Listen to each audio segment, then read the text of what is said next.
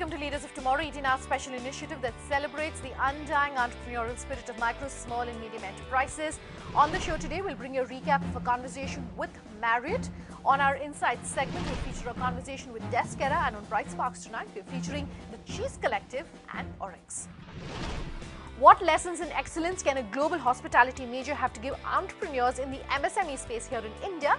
That's the question Pooja Jain posed to Marriott when she spoke with them earlier. Here's a slice of that special conversation. We've seen that the new generation wants to be involved and we want to communicate directly. And so one of the things we've done is we've gone back and said, how do we communicate on their channels? So for associates, for clients, and we're seeing that becoming more and more popular. And so I think it behooves old people like myself to continue to learn. And I worry when I look at leaders across the world that many leaders don't see learning as important or continuous learning. So I would say learning or being a learner is a key to being. What you learned in graduate school, what I learned in my MBA 300 years ago isn't going to make me successful tomorrow. It was the basis, but I need to continue to learn. Now, even as everyone is talking about cloud computing, here is what one company that is helping MSMEs understand the cloud better has to say, and also how MSMEs can go about being GST compliant. I caught up with Descara earlier. Take a look. Maybe I can start by asking you to describe to our viewers what exactly, and in what industries you work with, specific industries. What does Descara do?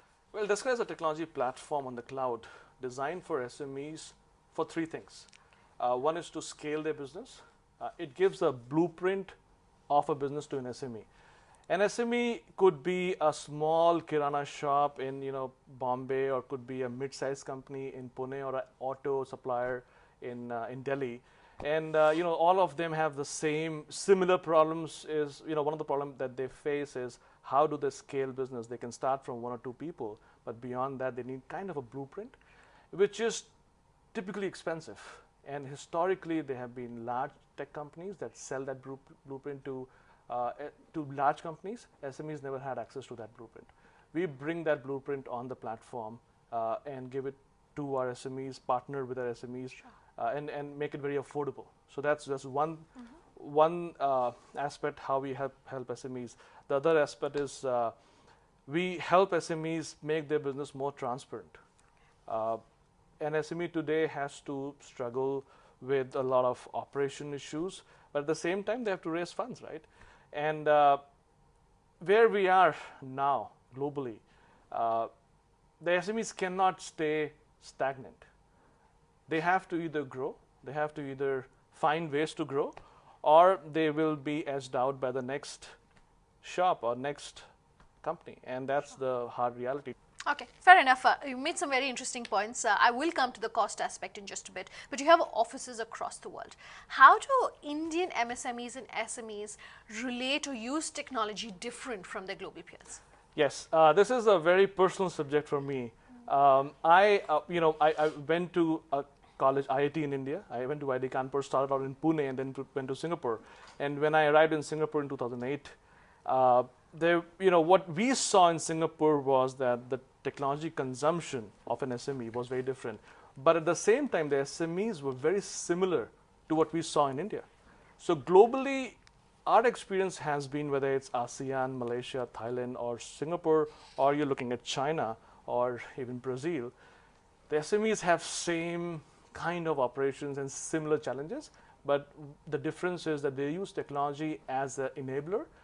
In India, technology is kind of seen as a cost. It's kind of seen as something that has, you have to go out of your way to use.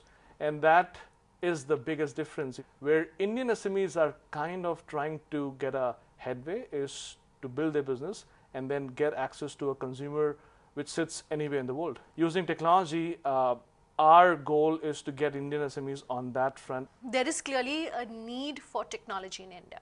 Whereas there are so few companies like yourself which are catering to the SME market, whereas India is known for its technology prowess. Where is the disconnect? Why don't we see more of Descaras in India?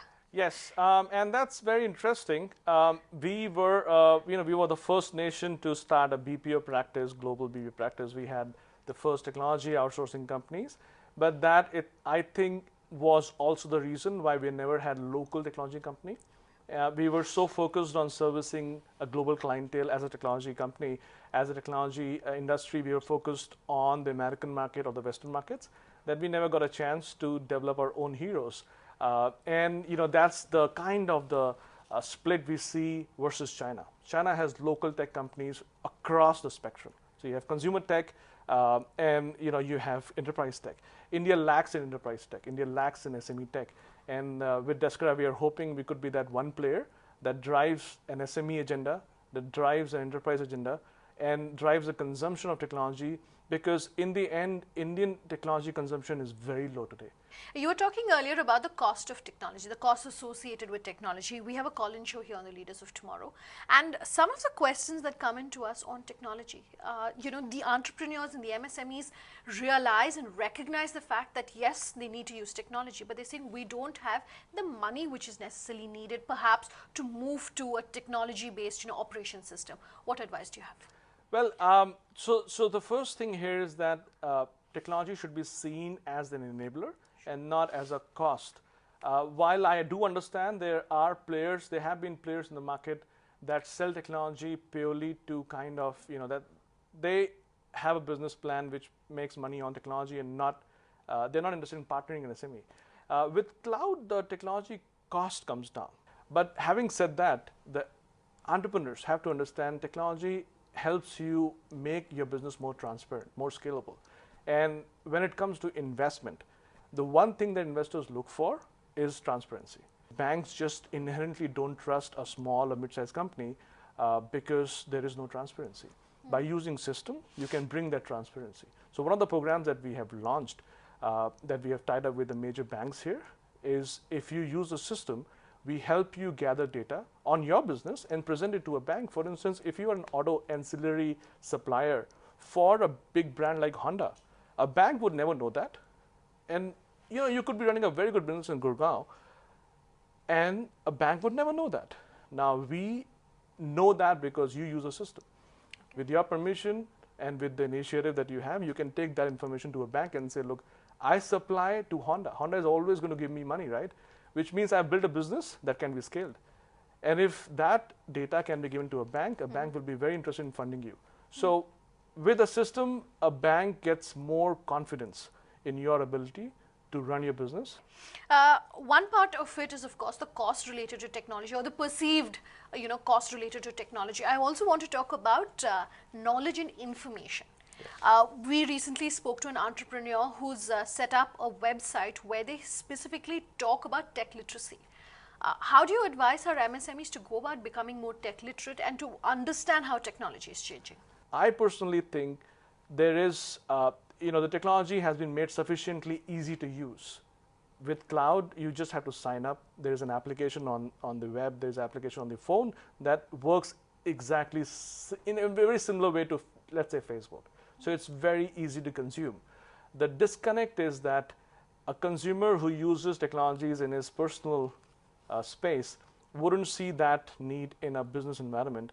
And we need to bring those case studies, those success stories over where a business consumer uses technology for his business needs. But we think that the business consumers are fairly advanced when it comes to consuming technology.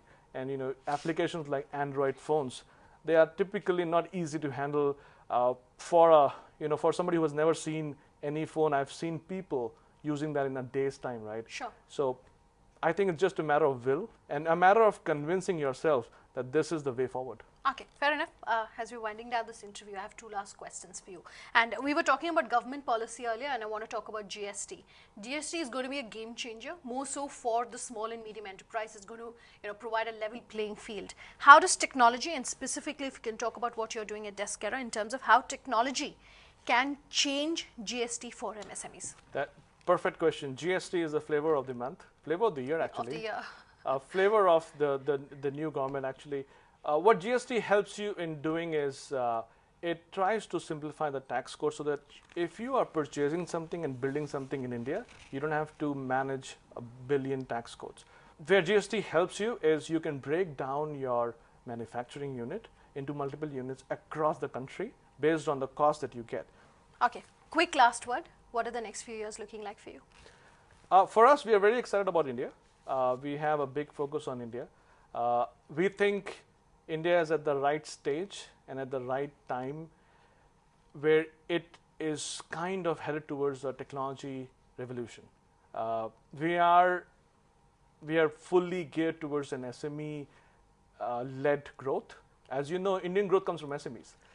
Vis-a-vis China, where the growth comes from top down, Indian growth is led by SMEs. So we are fully ready for SMEs to take up their growth and help an SME grow globally. Let's take a break. When we come back, we'll feature the Cheese Collective and Oryx.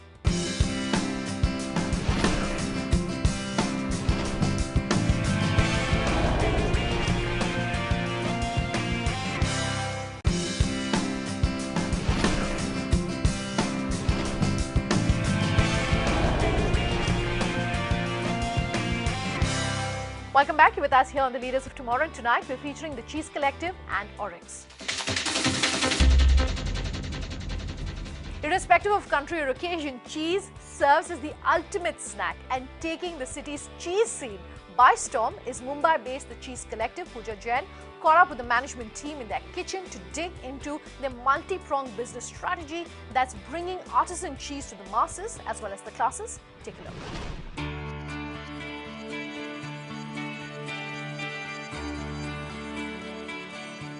You don't have to be taking a selfie to say cheese. And you certainly don't have to be a cheese connoisseur to know you've landed upon the fine, fresh, and flavorful variety. But the Cheese Collective is facilitating the process such that artisanal indigenous cheeses from across the country become a mainstay, not just on your plate, but in your palate. When asked about how she's built a business by catering to cheese cravings, here's what founder of the Cheese Collective and self-proclaimed cheesemonger Mansi Jasani had to share. India is, of course, the world's largest dairy producer, which has led to the proliferation of all possible permutations of paneer. But what does that mean for cheese in the context of the domestic landscape? Definitely, like you said, India is the largest producer of milk. And if you think about it that way, we ought to be one of the largest producers of cheese as well. India is majorly a fluid milk drinker. By that I mean we have milk as is. We have milk in the form of curd, in the form of lassi, chash, and of course ice cream. So a lot of the milk gets consumed in this manner, which leads to just a very small percentage of it being consumed or being converted into cheese. We do have paneer as the most popular Indian cheese that is known world over. But there are some other lesser known indigenous Indian cheeses like Bandel, Kalari, Churpi. So when you do the math, what we are doing at the Cheese Collective is a very small but niche percentage of the entire plethora of the Indian milk and dairy industry. So our understanding is that the Cheese Collective is in part a hub for curating indigenous cheeses from across the country, and in part a platform for retailing the cheeses that you yourself create. So how does it all come together? We strive to be sort of like a one-stop shop for cheese, sort of fulfill all your cheese needs. At heart, I'm a cheesemonger as well. So the idea of visiting farms and meeting other cheesemakers and trying and tasting and curating the best from what they make is something that we enjoy doing. And we wanted to offer our clients a mix of all the cheeses, because end of the day a cheese platter has to have balance in flavors, balance in texture, and we can do that if we make some fresh in-house and we curate the rest. Out of sheer curiosity, can you give us a crash course on how these cheeses are created, production to plate? So cheese is essentially the controlled spoilage of milk. You're literally controlling the spoilage at every stage to get the perfect cheese. When you make cheese, there are a few simple ingredients used. There's milk, of course, there's cultures, there's rennet, and after the cheese is made or during the process of cheese, you can add a certain other flavors and herbs, etc. Each cheese has its own unique permutation and combination that it uses with these few simple ingredients. You're playing with temperature, you're playing with the method of molding, and you're playing with the cultures that are required. For example, if we are making a harder cheese, you set it in the mold, and then you flip it, and then you salt it, and then it goes on and moves on to the aging room where it's humidity and temperature controlled, and then you have to take care of it like it's your own baby. So depending on the cheese, the cheese reaches its prime, and then the product is ready to sell. Who do you consider to be your target audience, and how receptive have they been to this concept, the Cheese Collective? So the target audience is primarily people who have well traveled, who have possibly studied abroad, worked abroad, lived abroad, and come back, moved back to India, and also people who, who the expat community as well, who love and who cherished those cheeses when they were abroad, and they miss them while being back in India. But that said, this cheese is enjoyed and accessible to everyone, and that is done through the different price points, the different flavors, the different textures, and it's definitely customizable to everyone's needs. And how do you see the market for artisanal Indian indigenous cheese shaping up in the future? Cheese is definitely art and craft and science all rolled into one. And as far as the Indian artisanal cheese scene goes, we want to identify, we want to bring forward and curate some of the best cheeses that are there, that the Indian cheese scene has to offer. And we want to meet the growing expectations and growing amazing palate of the Indian customer. With the focus on curation alongside the cultivation of new varieties of cheese, the sheer range of affordable yet finely handcrafted cheeses is perhaps what sets the Cheese Collective a class apart. Indeed, capitalizing on the concept that quiche doesn't have to be niche. Oryx India, a subsidiary of one of the largest diversified financial services companies in Japan that provides rental cars to corporates and MNCs, is now entering into the self-drive rental cars segment with My Choice. With a fleet of over 3,000 unused cars on weekends, Oryx India taps the opportunity of entering into the self-drive market. Libza Manan has the story. Launched in 1995, Oryx Auto Infrastructure Services today is one of the leading players in the ground transportation industry. The brand entered the self-drive car rental category with My Choice and is continuously delivering on its promise of bringing in innovative solutions. What are the different services offered by Oryx India, and how is your business here aligned with Oryx Japan? I think Oryx globally is probably one of the most diversified companies you will find. It has interests into leasing, aviation, shipping, energy is a large area, private equity, financial services. So Oryx is into a lot of services globally. We are a subset of Oryx Japan, and it's a 100% subsidiary that we have here in India. And I think the same thought process comes down when we do business in India as well. We have 5 key lines of business in India, split across 2 entities.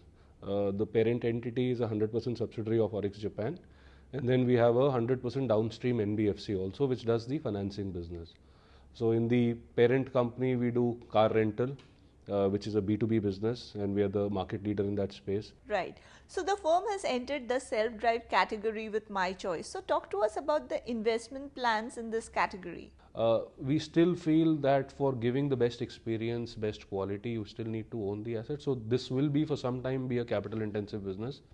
Our projections tell us that over the next 2 years, we will be investing anywhere close to $25 to $30 million into this business in terms of adding new cars or beefing up our technology or opening up new locations. But there are established players in the self-drive category like Zoom Car or Cars on Rent Miles. So amidst this fierce competition, how is My Choice creating a niche for itself in this segment? This is not a short-term business. This is not a business that, okay, you started well. I think it's important over the next couple of years how many players stay in the race. Because in a business that runs in the day and age of like today, getting into a settled mode is not easy because your business model is changing or transitioning every 6 months. So I think everybody is in a transformation space. They've started a couple of years earlier than us, and thankfully they've lost a lot of money to build the market for us. So it's easy. So the good thing that has happened by people starting earlier than us is awareness about the product is there. With a host of other self-drive car rental players available in the market today, My Choice is luring consumers by offering unlimited kilometers, doorstep delivery, and other impressive features, establishing its footprint in over 7 cities in less than a year. Well, self-drive is a highly customer-driven category. So what would you say is the USP of My Choice to attract and retain customers? So we're trying to do a lot of things. The good thing is some of those are clicking well for us. But I can't say that will continue to click always. So I think we'll have to keep reinventing ourselves. We try and provide an experience which is better than some of the others. And it's a journey. We're getting there. We are improving every transaction. We are learning from our customers. There is a lot of feedback that we are getting in terms of what great we are doing. And we're also getting feedback on how we can improve. And we are working on this. I think that is one area where we would put a lot of focus in terms of differentiating. Right. So as Oryx India is moving from B2B to B2C space with My Choice, how aggressive are your marketing strategies to build a larger customer base?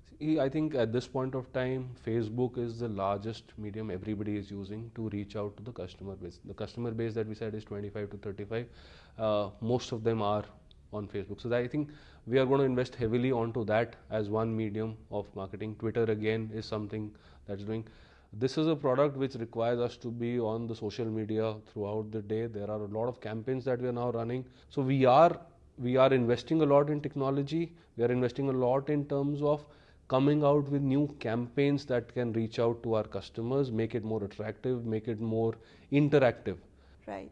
And as more and more fleet is getting added on daily roads, pollution is becoming an alarming issue. So any eco-friendly initiatives taken by the brand to decrease the pollution levels? If it caters to a need and it takes off ownership of the road, the end result should be that number of cars on the road should eventually come down. And I think that will pan out once the service expands. The availability becomes far more predictable for the customer. I mean, we are very comfortable that we should be able to meet the demand. Enough capital is there for us to buy new cars.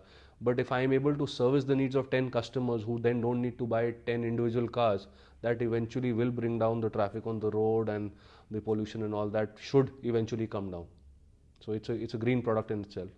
Today, Sandeep Gambhir, who is holding the reins of the brand, believes in capturing the market at a steady pace and is looking to add close to 1,500 cars to the fleet size in the next couple of years. A strategy likely to make My Choice a strong, impactful brand. Tonight we brought you tips on how you, the MSME entrepreneur, can and should be using cloud computing. If you are a company that wants to be featured on the show, you have any question about any aspect of your business, you can write in to us at leadersoftomorrow@timesgroup.com. You can reach us on social media using the hashtag LOT. You can tweet at me directly at Sunanda_J or call us on that number you see flashing on the screen. We promise to have all your queries answered. Thanks for watching. Have a good night.